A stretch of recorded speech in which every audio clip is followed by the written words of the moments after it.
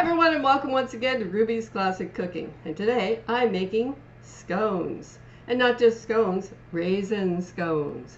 So let's dig right in and get right on with the recipe. Alright, so here's my mixing bowl. I'm going to first add 1 cup and 3/4, this is a 3/4 of a cup measuring cup, of all-purpose flour, which is all-purpose flour in Canada, but it's strong flour in the UK or bread flour in the USA. Now to this I'm going to be adding 2 tablespoons of sugar. Just plain old white sugar. Good old plain old white sugar. And there we go, 2 tablespoons in. And we're going to follow that up with 4 teaspoons of baking powder. Baking powder, not baking soda, baking powder. Alrighty, 4 teaspoons. I hope I got enough left in my container here. I may have to open a new one. 1, alright, 4. There we go, 4 teaspoons. Followed that by a ½ teaspoon of salt. Now I just stir this stuff together here. Combine it here in my bowl, white on white. You probably can't see a thing even if I do show you my bowl. Just mix it together so it all looks like flour. And now I am going to cut in finely 1/3 of a cup of shortening. Now here's my problem. Here's my shortening. I need 1/3 of a cup of this stuff. Now, okay, how am I going to measure this? I have a very old-fashioned method for measuring it. It's called the water displacement method. Now, I have a measuring cup here that has 1 2/3 cups of water in it. So what I'm going to put in is I'm going to bring this level up to 2 cups of water. That's going to mean there's 1/3 of a cup of shortening in there. Then I just drain off my water, and there you go. I have 1/3 of a cup of shortening to use. When I, COVID times and stuff, when I bought this, it was the only size packaging that they had of shortening in my grocery store. So it's unfortunately a lot harder to measure from this than it is from just a regular square package. Let me tell you, it's kind of a pain. You can pack this into 1/3 of a cup measuring cup and then have fun trying to wash it out afterwards, but this is a method I prefer to use. The old home economics teachers back in the good old days, they knew a few tricks. They had some tricks up their sleeves, let me tell you. Let me just see if I've got 1/3 of a cup here. Yep. You gotta sink your iceberg here. Yep. There you go. There you go. 1/3 of a cup. I prefer this method over cramming it into a 1/3 measuring cup and then trying to wash out the measuring cup afterwards. It's kind of a nuisance.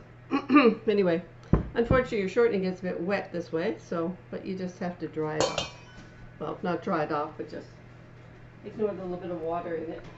I have clean hands, by the way, so I'm just going to pick this shortening out of here. And there we go. So just clean this off while I'm in the business of it. There we go. Wash my hands now. And now I'm going to cut this in finely into my flour mixture. And I'm going to use let me see if I can get this on camera. I'm going to use a pastry cutter to do this. If you don't have a pastry cutter, you can use 2 knives to do it, or use your fork.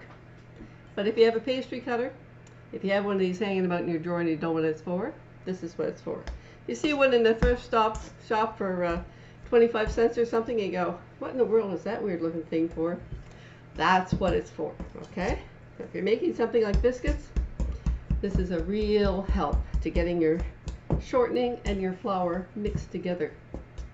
Because you want it to be nice, and you got to chop it up really fine and mix it in with your flour. And until you add liquid to this, you don't have to worry about your biscuits getting tough. You can just mix this around like so, and take your time making sure that you get a nice, even crumb on your making sure you get a nice even crumble on your shortening. Making sure you get a nice even shortening mixture here. Nice even. It look like crumbs. I'll show you. I'll show you when I'm done. Okay. Now see how that has changed? It's now a nice fine crumbly texture, and it looks more like a crumb than flour and shortening mixed together. There you go. That's what it should look like.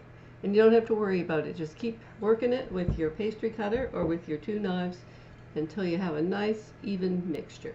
And now I'm going to add in a half a cup of raisins or currants, because these are raisin scones after all.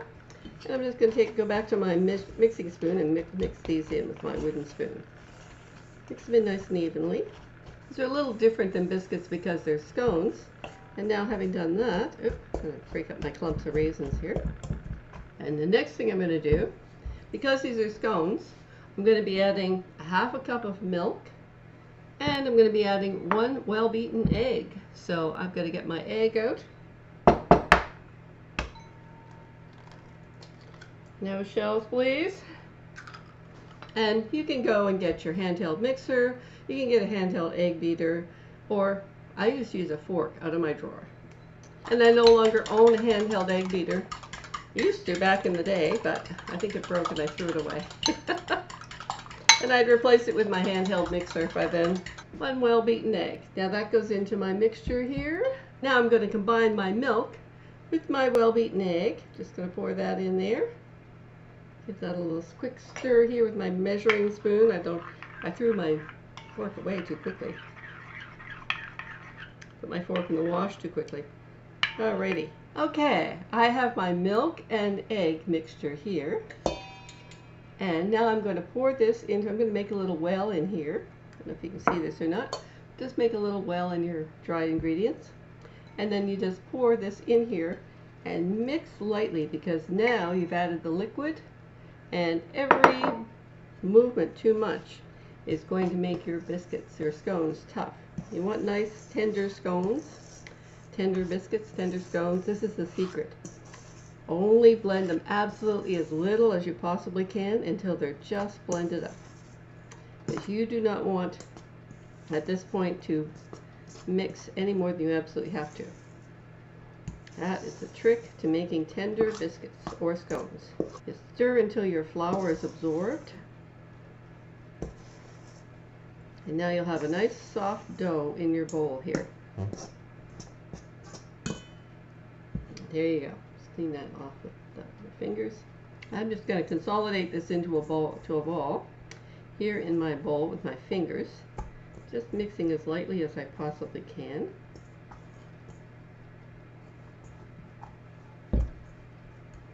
And clean all the batter out of the bowl. I'm going to take this and I'm going to pat it in my hands.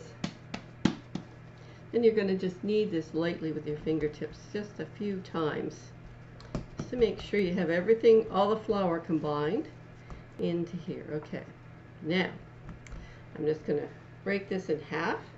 I have 2 pieces. And now, you see why I have my pastry mat out here is because I'm now going to form this into a 6-inch or 15.2 centimeter circle.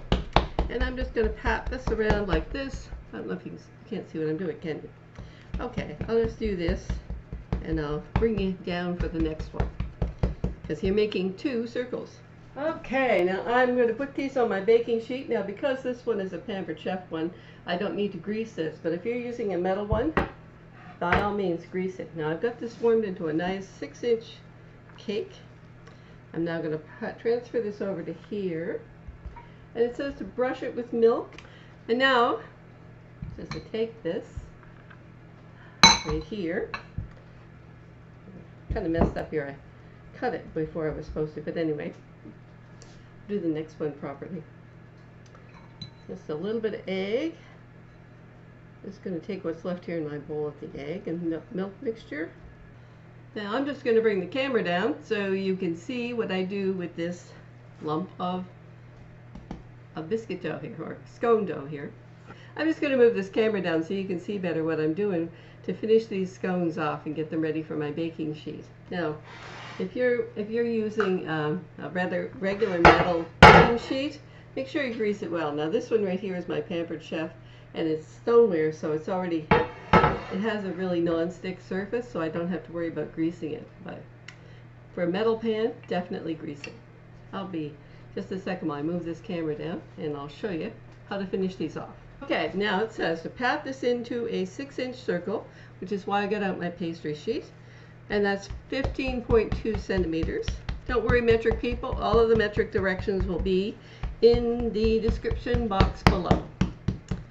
Now, I'm just going to pat this down. You see I've got a nice thick round thing. Now, if you don't have one of these, don't worry about it. Just use your eyeball or measuring stick or whatever, a ruler. Sorry. And just pat it out into a nice round circle. So anyway, now I've got 2 of these going, so this is one and the other one's already in the oven. So now it says to brush this with a bit of milk. So I just have my bowl that has my milk and my egg in it, and I'm just going to dip my fingers in the little bits that are left in here, and I'm just going to use my fingers to move this all around here. You can use a pastry brush on this if you want to. It doesn't take much at all, so you don't really need to measure out any milk or anything. And then it says to sprinkle a little bit of sugar on top, so I'm just going to use my sugar bowl and just a teaspoon out of my sugar bowl and just sprinkle a little bit on the top. And now I'm going to move it to my baking tray. Move over here to my baking tray. Just lift it up with your fingers underneath, just your fingertips underneath, and then you just transfer it over to here. And now I'm going to score this into 4 pieces. And now I'm going to score this into 4 pieces. Now you can score it into 6 pieces if you want slightly smaller scones. And this batch makes 8 or 12 depending on how you score them. Now there you are.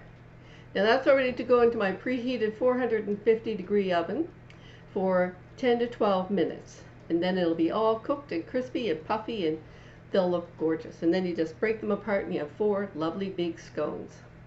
So I'll bring you back when I'm ready for the other one comes out of the oven, and I'll show you the final result. There it is right there in my baking sheet. Hi again, and here are my scones, fresh and hot from the oven. So I'll just cut this into quarters. Follow the score lines here. And I'll just pick these up one at a time and move them over to my cooling rack. Oops, which you can't see because it's off camera. You just bring the cooling rack over here. Oops, now, I'll just move these over to here one at a time. I have 4 lovely scones and 4 more, so that makes 8 altogether from this batch. Well, I hope you enjoyed. Oops, let me just move this camera up a little bit. There we go.